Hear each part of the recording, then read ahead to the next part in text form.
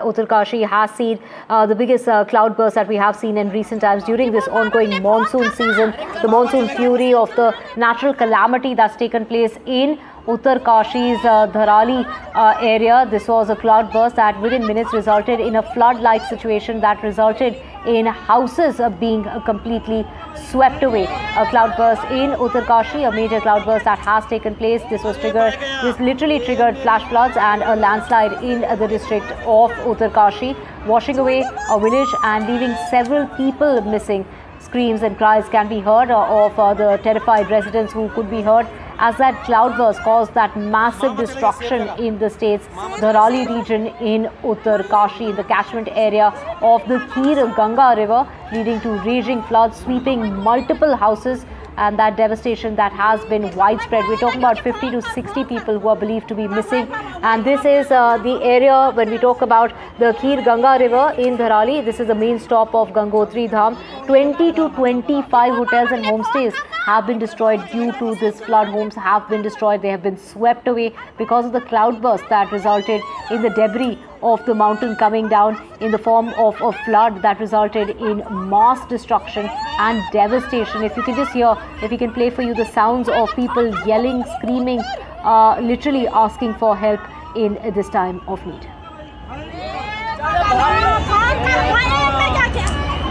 अरे बह गया, ये मेरी माँ चले, ये मेरी माँ चलो, छोटे बाबू,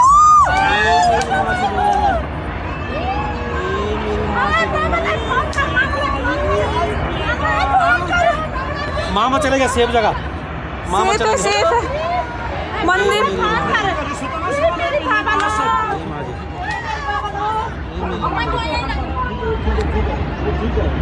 मेरे पापा मैं बोलने लगी कि फोन कर तब वही अपना very sad incident. We've had a cloudburst over Tharali market and obviously in the forest, and the water has obviously affected the populated area.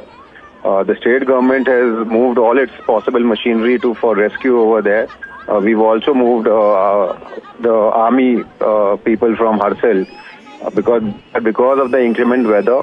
It will take some time for the rescue teams to reach there, but I would like to thank the people of that, local people of that area, because they are acting as first respondent to the tragedy. And I can assure through your channel to all the people of that affected area that the state administration will, and all the DDRF, SDRF, NDRF, the army, all the machineries will reach there as soon as possible. And our first priority is to obviously save lives. What's the loss? We want to save lives. We want to make sure that no one obviously loses their life. That will be the priority of the Uttarakhand government, and we are working towards it.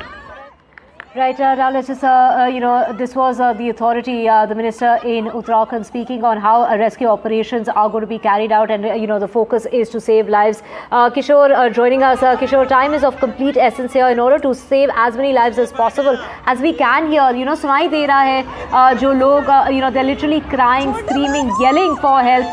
क्या rescue teams पहुंच चुकी हैं धराली में? देखिए, जो धराली क्षेत्र है, ये सबसे पहले मैं बताऊंगा कि गंगोत्री धाम से ज्यादा दूर नहीं है। गंगोत्री धाम में इस वक्त वहां पे SDRF, NDRF और तमाम जो रेस्क्यू टीमें, चूंकि 4 धाम है और बरसात रहती है तो वहां मौजूद है, वो भी वहां पर पहुंच चुकी है। सबसे पहले वहां पर जो स्थानीय लोग हैं उन्होंने रेस्क्यू ऑपरेशन शुरू किया। उन्होंने के पास जो भी संसाधन थे उन्होंने उससे जो तमाम जो लोग हैं उनको ढूंढने का प्रयास किया। इसके अलावा जो लोग फंसे हुए उनको सुरक्षित स्थानों पर भेजा।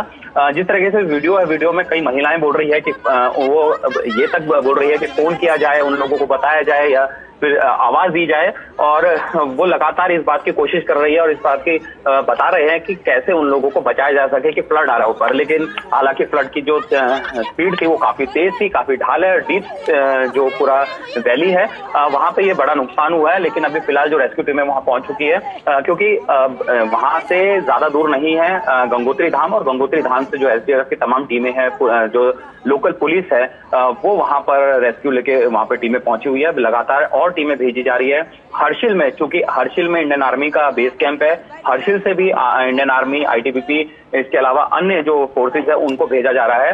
और अभी तक जो जानकारी मिल रही है कि इंडियन आर्मी की टीमें भी वहां से मूव हो चुकी है हर्षिल से ज्यादा दूर ये इलाका नहीं है। तो ऐसे में रेस्क्यू ऑपरेशन युद्ध स्तर पर शुरू है, लेकिन बारिश और मौसम साथ नहीं दे रहा है। लगातार बारिश हो रही है, इसकी वजह से थोड़ा ये भी है कि ऊपर से और फ्लड तो आ सकता है या नहीं आ सकता। इसके लिए दूसरी जो टीमें हैं, यानी जो वैज्ञानिक हैं, उनसे भी सलाह ली जा रही है कि बारिश का क्या स्ट्रेंथ रहेगी और किस तरीके से बारिश रहने वाली है। फिलहाल आज की रात काफी ज्यादा बारिश की संभावना है और ऐसे में रेस्क्यू ऑपरेशन थोड़ा परेशानी हो सकती है, लेकिन फिर भी वहां पे लगातार रेस्क्यू ऑपरेशन किया जा रहा है। Right, while weather can hamper the rescue operations, but from what we've heard from authorities is that the local people there, the local population, they have sprung into action in order to try and rescue as many people as possible. From what we are hearing is that figure could be above 50, and there are a lot of homestays, like you mentioned. This is the area, the main stop of Gangotri Dham, where there are a lot of hotels and homestays as well, and those are the ones that are believed to have been swept away. So this perhaps involves a lot of tourists in the area. बिल्कुल, उस पूरा इलाका, ये क्योंकि चारधाम चल रही है, वहां पर छोटे बड़े होम स्टे है, इसके अलावा होटल है, रिजॉर्ट है, क्योंकि गंगोत्री धाम में बहुत सारे लोग आते हैं। इसके अलावा जो गंगोत्री ग्लेशियर है वहां पर भी फॉरेनर्स काफी बड़ी तादाद में आते हैं। तो ऐसे में उस पूरे इलाके में जो संख्या है या फिर टूरिस्ट की संख्या काफी ज्यादा रहती है। यही वजह है कि वहां पर जो लोगों ने काफी सारे अपने होम स्टे बनाए थे, लेकिन जिस तरीके से वहां पे बड़ा नुकसान हुआ है, और वो यही वजह है कि वहां पे काफी अच्छा रिहायशी इलाका है, काफी ज्यादा गांव है, काफी ज्यादा घर है, और वहां पे जो पूरा ये मलबा आया है, यानी जो बादल फटने के बाद मलबा आया, उसकी वजह से वहां पर बड़ा नुकसान होने की संभावना है। लेकिन फिलहाल अभी रेस्क्यू ऑपरेशन जो है उसके बाद ही पता लग पाएगा कि इसमें कितना नुकसान हुआ है और कितना यहाँ पर फिलहाल लोगों को बचाया जा सका है।